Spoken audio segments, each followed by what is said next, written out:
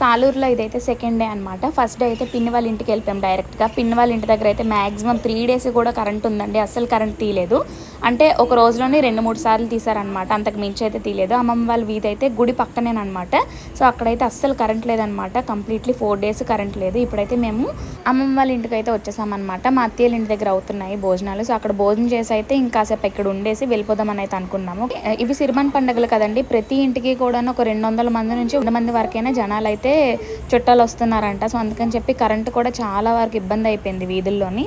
మా ఫ్యామిలీలో మ్యాక్సిమం అందరూ కూడాను, మా బాబాయ్, పిన్ని, మా పెద్దనాన్న, మా పెద్దమ్మ అందరూ కూడా వస్తున్నారనమాట. 15 years తర్వాత జరుగుతున్న పండుగ కదండి.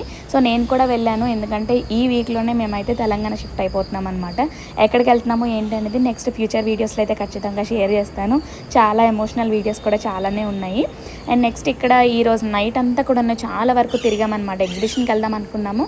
కాకపోతే జనాలు ఎక్కువ అవడం వల్ల దానికే ప్లేస్ లేదని చెప్పి అయితే ఇంక ఎగ్జిబిషన్కి వెళ్ళకుండా ఇంకా అటు ఇటు తిరిగేసి ఇంక ఇంటికి వెళ్ళిపోయామన్నమాట నైట్. ఇదైతే 3rd డే అండి. 3rd డే కూడా ఇంకొక చుట్టాలు ఉంటే వాళ్ళ ఇంటికి కూడా భోజనానికి వెళ్ళిపోయామన్నమాట. ఇంకా అక్కడ భోజనం చేసి కార్డ్స్ ఆడడం కంపల్సరీ కాబట్టి ఇంకా కార్డ్స్ ఆడేసి అయితే ఇంటికి బయలుదేరిపోయాను. ఇంటికి బయలుదేరిపోయానండి. 5:30, 5 o'clock అలా అమ్మమ్మ ఇంటి దగ్గర స్టార్ట్ అయ్యాను. చెల్లి నేను మోక్ష అయితే స్కూటీ మీద స్టార్ట్ అయిపోయాం కదా. ఇంకా మధ్యలో చాలా పెద్ద వర్షంకి అయితే దొరికిపోయామన్నమాట. మానాపురం దాటిన తర్వాత ఇంకా వర్షంలో తడిసినట్టే ఇంటికైతే వెళ్ళిపోయాను. ఇంట్లో డాడీ వెయిటింగ్ అనమాట.